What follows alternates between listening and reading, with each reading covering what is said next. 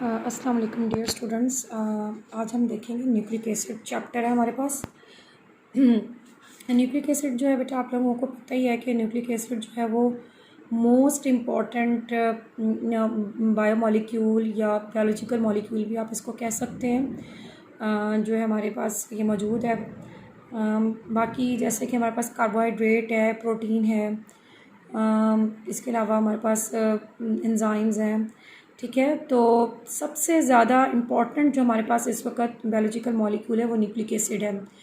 क्योंकि अगर देखें, अगर कार्बोहाइड्रेट और प्रोटीन की बॉडी के अंदर कभी लैकनेस भी हो जाती है या वो सही से फंक्शन नहीं परफॉर्म कर पा रहा होता, तो फिर भी हमारी बॉडी जो है वो सर्वाइव करती रहती है। लेकिन न्यूक्लिक एसिड जो है ये ऐसा एक बायोलॉजिकल मॉलिक्यूल है कि इसके बगैर जो है ना ही हमारे जो है वो बॉडी के फंक्शंस परफॉर्म हो सकते हैं और ना ही जो है बाकी जितने भी जो स्ट्रक्चरल फंक्शंस हैं उनकी जो है वो कंप्लीट हो सकते हैं। ठीक है, तो सबसे पहले हम देखेंगे बेटा न्यूक्लिक एसिड को। न्यूक्लिक एसिड जो है वो एक कंपोनेंट है, एक बिल्डिंग ब्लॉक है, जिसको इम्पॉर्टेंट कंपोनेंट है। और इसका जो बिल्डिंग ब्लॉक्स जो है वो न्यूक्लियोटाइड्स हैं। मतलब न्यूक्लिक एसिड जो है वो इसके कंपोनेंट कौन से हैं इसके बिल्डिंग ब्लॉक के लिए, इसके न्यूक्लियोटाइड जो हैं वो न्यूक्लियोटाइड से मिलकर जो है वो न्यूक्लिक एसिड बना हुआ है।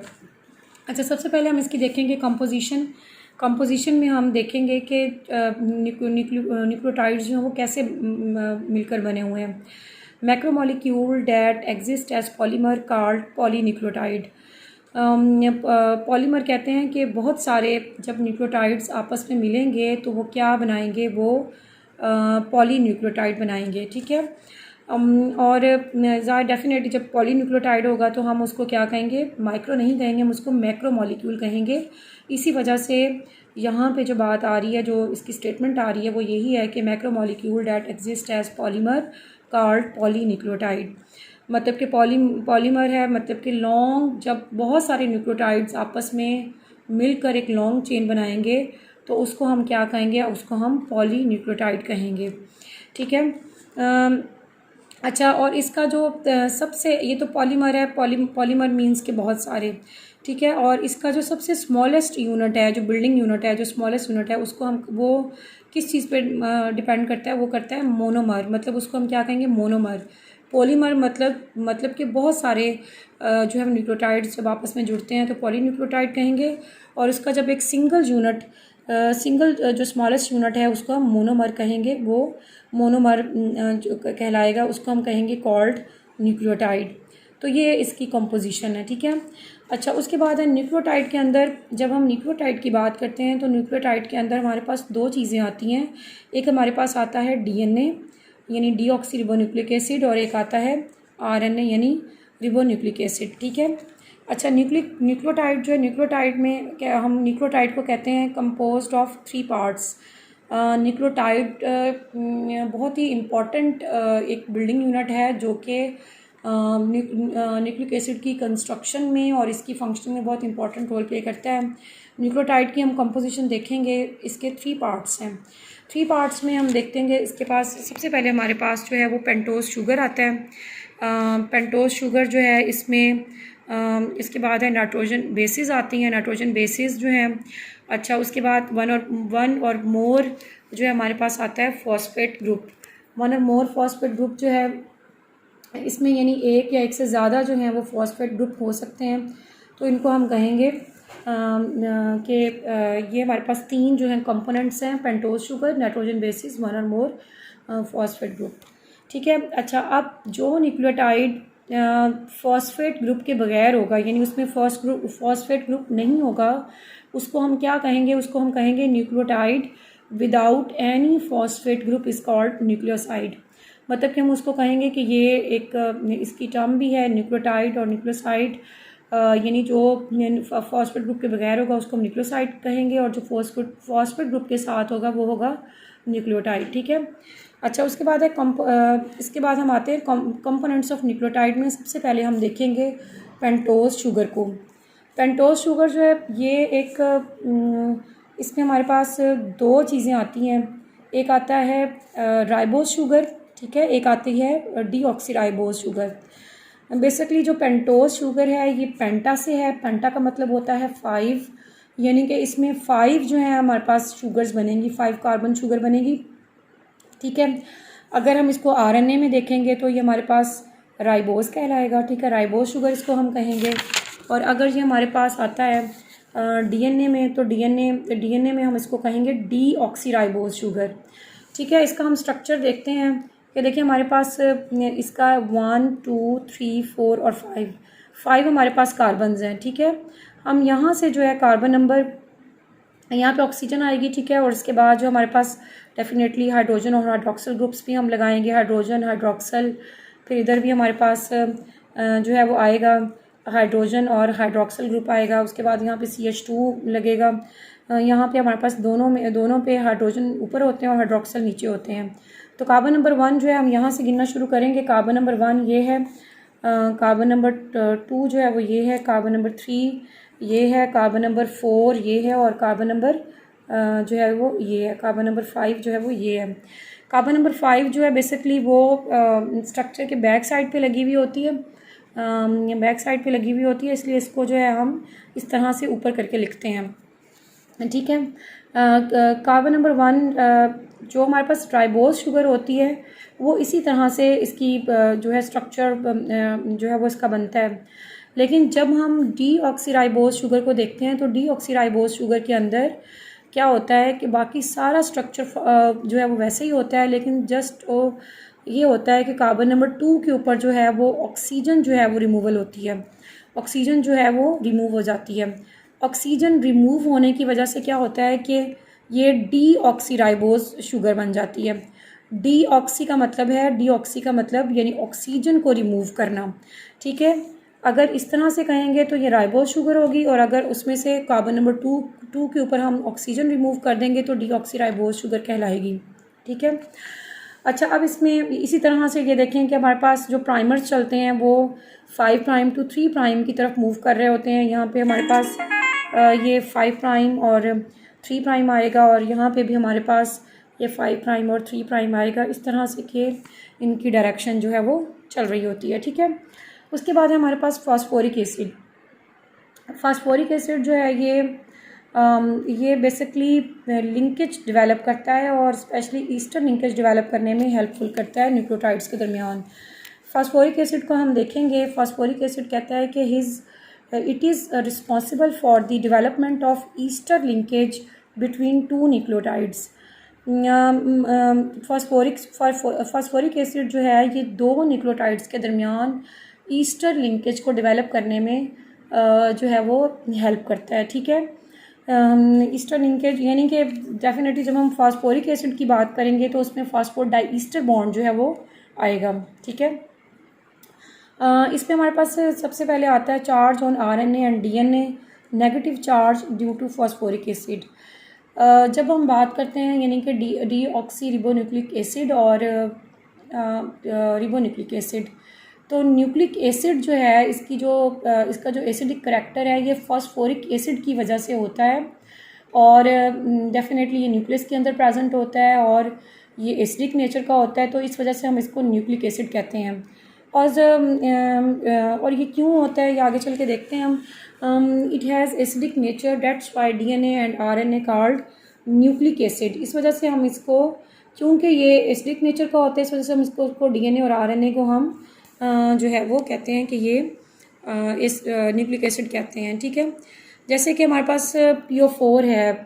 PO4 फास्फोरिक एसिड का जो फार्मूला है वो हम ऐसे लिखते हैं, यानी कि चारों तरफ इसकी ऑक्सीजन होती है और हाइड्रोजन भी हम अटैच करते हैं। तो इसमें हमारे पास जो तीसरे नंबर वाली जो हाइड्रोजन होती है बेसिकली वो इस ऑक्सीजन से रिमूव हो जाती है। ऑक्सीजन के ऊपर जो है वो इलेक्ट्रॉन होता है, और जो हमारे पास हाइड्रोजन है ये प्रोटॉन इसके ऊपर चार्ज होता है।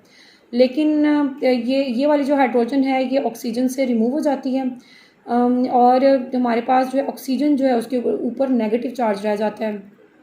ठीक है, तो कोई भी अगर हमारे पास जैसे कि फास्फोरिक एसिड है, अगर वो प्रोटॉन को डोनेट करने की अगर उसमें कैपेबिलिटी है तो उसको हम क्या कहेंगे कि उसको हम एसिडिक कहेंगे या उसको एसिडिक नेचर कहेंगे। कि मतलब यहाँ से क्या हो रहा है कि ये फास्फोरिक एसिड जो है वो अपना एक प्रोटॉन जो है वो डोनेट कर रहा है, तो ये जो है इसकी जो है वो नेचर जो है वो एसिड हो जाएगी नेगेटिव चार्ज होने की वजह से। ठीक है। अच्छा, उसके बाद हमारे पास आता है नाइट्रोजन बेसिस।